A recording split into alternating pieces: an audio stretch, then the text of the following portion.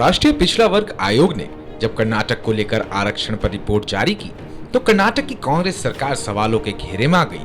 आयोग ने बताया कि कर्नाटक के मुस्लिमों की सभी जातियां और समुदायों को सरकारी नौकरियों और शिक्षण संस्थानों में आरक्षण दिया जा रहा है, लेकिन कर्नाटक सरकार ने आयोग को कोई स्पष्टीकरण नहीं दिया। कर्नाटक सरकार में, कर्नाटक स्टेट में कुल 32% आरक्षण है ओबीसी के लिए है और भी SC/ST का अलग है। तो ये होने के बाद में उसमें उन्होंने बाइफर्केशन किया हुआ है, category 1, category 1 2B, category 1B, category 3B, category 3A ऐसा किया हुआ है।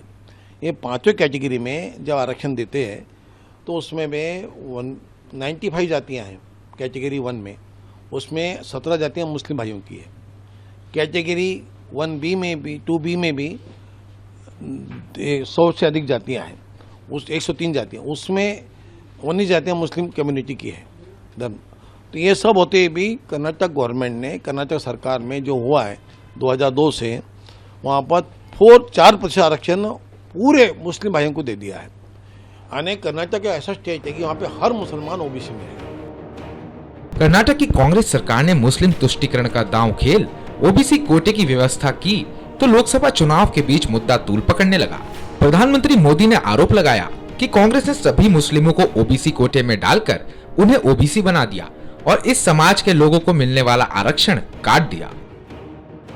2009 के अपने घोषणा पत्र में कांग्रेस ने यही इरादा भी जताया।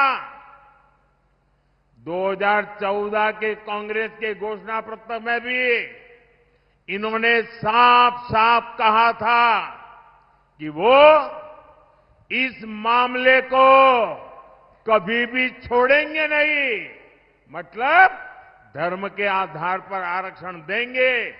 अगर दलितों का, आदिवासियों का आरक्षण कट करना पड़े तो करेंगे।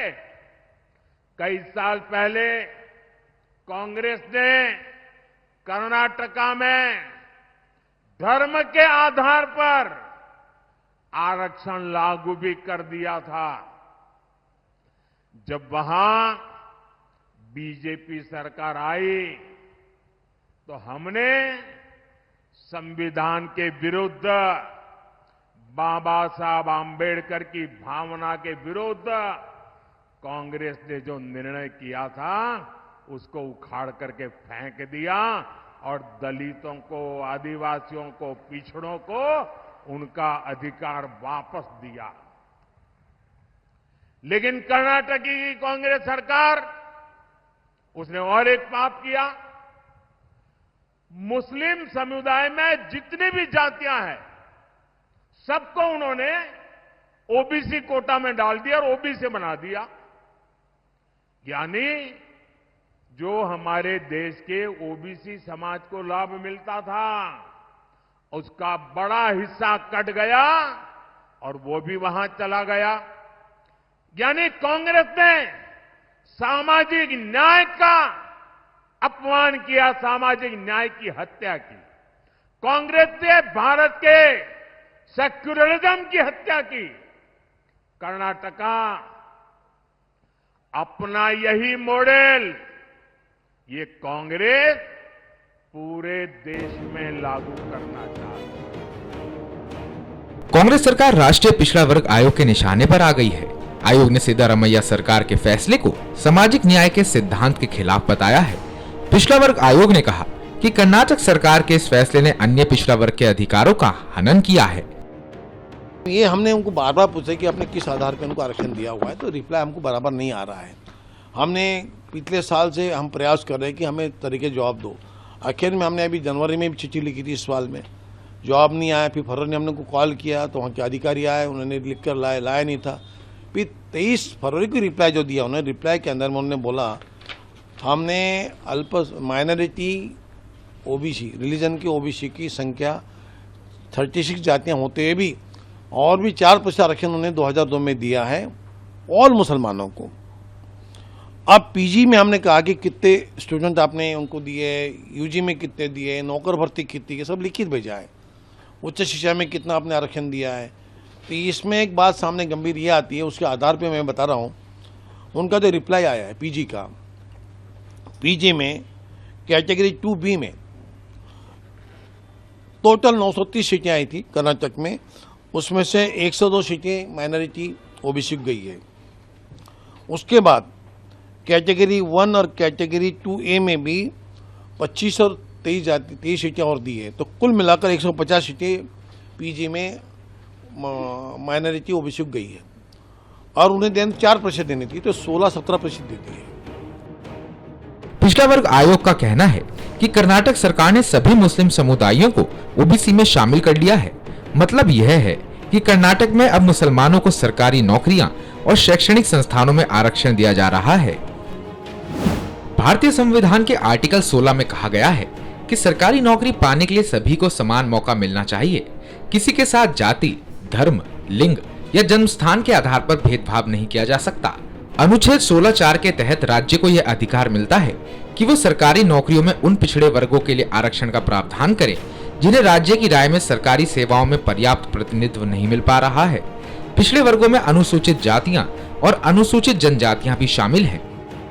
ये पीजी में भी है, यूजी में भी है, नौकर भर्ती में भी है, ऐसा हमको लगता है। तो हम खुलासा मांग रहे हैं कि आप हमको पूरा डेटा दीजिए। दिया नहीं जा रहा है। बार बार बुलाए तो कोई चीफ सेक्रेटरी आते नहीं यहाँ पर, एक निचले स्तर के अधिकारी को भेज देते हैं। अब हमने बार बार वहाँ लिखने के बाद में नहीं आया, तो हम आखिरी बार उनको कॉल करेंगे। अभी चीफ सेक्रेटरी को इस मामले में खुलासा करेंगे, मांगेंगे। अभी 23 तारीख को उन्होंने जो रिप्लाई हमको भेजा था, ये सब कि मेडिकल में कितने हमने सीटें दिए, वो सब आने के बाद में वहाँ और भी उन्होंने एक लाइन लिखी थी। हमने पूछा कि भाई 4% अपने आरक्षण क्यों दिया अलग से।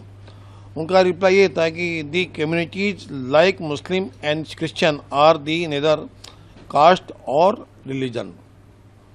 अब वो कास्ट के नाम से कैटेगरी 1 में, कैटेगरी 2B में, ए में भी मुस्लिम जातियों को आरक्षण दे रहे हैं, लेकिन रिप्लाई देते समय वो लिखते हैं कि हम मुस्लिमों को ना रिलीजन मानते हैं ना कास्ट मानते हैं। ये भी रिप्लाई दे रहे हैं। कर्नाटक में HD देवेगौड़ा की जनता दल की सरकार ने पहली बार साल 1995 में ओबीसी कोटा के तहत मुसलमानों के लिए आरक्षण लागू किया था, लेकिन देवेगौड़ा की जेडीएस अब बीजेपी के नेतृत्व वाले एनडीए की सहयोगी है। देवेगौड़ा सरकार ने मुसलमानों को ओबीसी कोटे के भीतर एक विशिष्ट वर्गीकरण 2B के तहत 4% आरक्षण दिया था। हालांकि 2023 में कर्नाटक विधानसभा चुनाव के पहले तत्कालीन बीजेपी सरकार ने बड़ा दांव खेलते हुए राज्य में मुसलमानों को दिए गए 4% आरक्षण को खत्म कर दिया था। बीजेपी ने इस आरक्षण को लिंगायत और वोक्कालिक जाति में बराबर बांट दिया।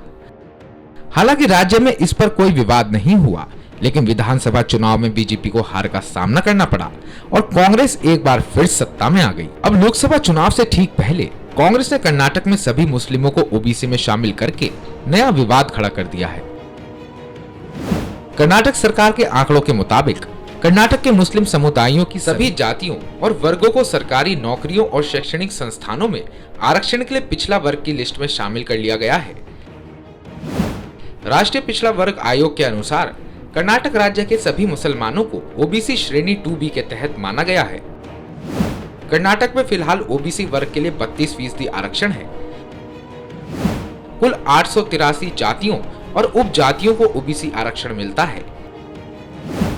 इसे 5 कैटेगरी 1, 2A, 2B, 3A और 3B में बांटा गया है।